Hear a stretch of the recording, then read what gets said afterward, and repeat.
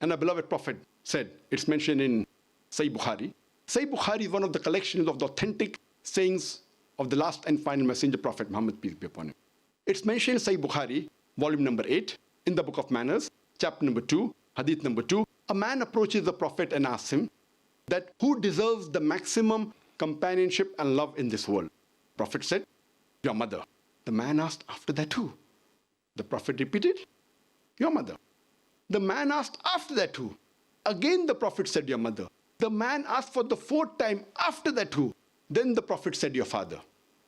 That means 75%, 3/4 of the companionship goes to the mother, 25%, 1/4 goes to the father. In short, the mother gets the gold medal, she gets the silver medal, as well as the bronze medal. The father has to be satisfied with a mere consolation prize.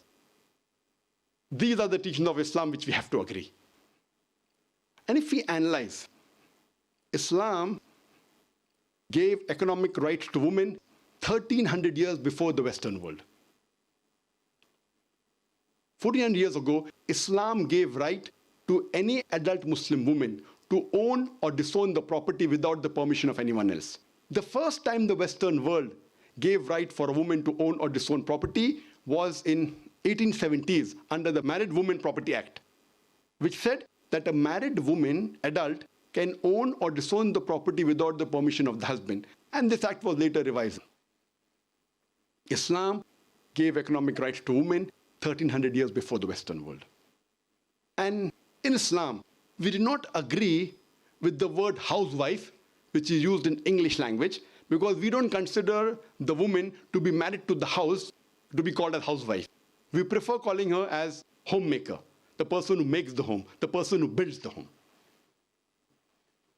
Though we see that there are many misconceptions, and many people think that men and women in Islam are not equal. In fact, in Islam, men and women are equal. But equality does not mean identicality.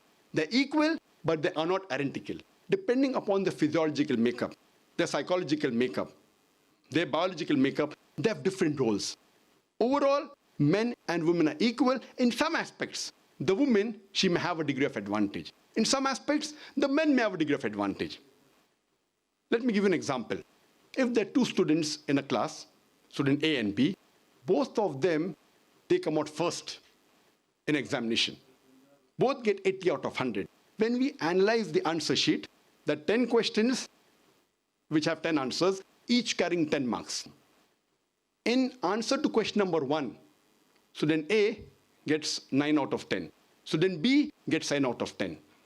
In answer to question number 2, student B gets 9 out of 10, and student A, he gets 7 out of 10. In all the remaining 8 answers, both get 8 out of 10. If we add up, both get 80 out of 100, they're equal. But in answer number 1, the student A has a degree of advantage. In answer number 2, student B has a degree of advantage. In the other aspects, both are equal. And overall also they're equal. In the same way, men and women in Islam are equal. In some aspects, the men have a degree of advantage. In some aspects, the women have a degree of advantage. For example, if a robber, if a thief enters my house, I will not say, I believe in women liberalization. I will not ask my wife or my daughter to go and fight. Since God has given me more strength, it is my duty to fight. As the Quran says in Surah Nisa chapter 4 verse 34, that God has given more strength to men. It is his duty to protect the woman. So in strength, the men have a degree of advantage. And the other example I gave earlier, that where companionship of the children is concerned for the parents, the women have 3 times more companionship as compared to men. The mother has 3 times more companionship as compared to father. So here, the women have a degree of advantage. So as I said earlier, men and women in Islam are equal.